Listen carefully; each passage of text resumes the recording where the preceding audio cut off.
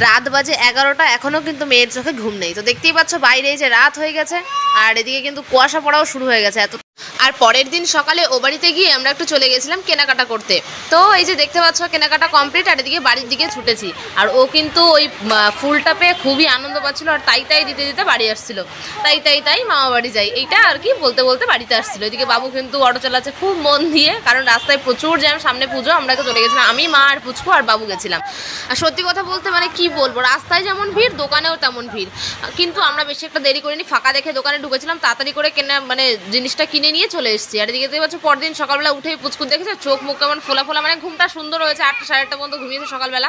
আর এদিকে মামা ভাগ্নে মিলে খেলা করছে বসে বসে। তো আমি আর কি করবো, আমার তো খেয়ে দিয়ে কাজ নেই, তাই আমি বসে বসে মামা ভাগ্নের খেলা দেখছিলাম। আর এদিকে নিয়ে চলে এসেছে পুঁটি মাছ, ভেসাল থেকে নিয়ে এসেছে। ভেসাল তোমরা কে কে জানো অবশ্যই কমেন্ট করে জানিও। এদিকে বাড়িতে এসে রাত্রেবেলা আজকে তোমাদের দাদা রান্না করেছে চিকেন কষা করেছিল। আজকে রান্নার হাত থেকে আমি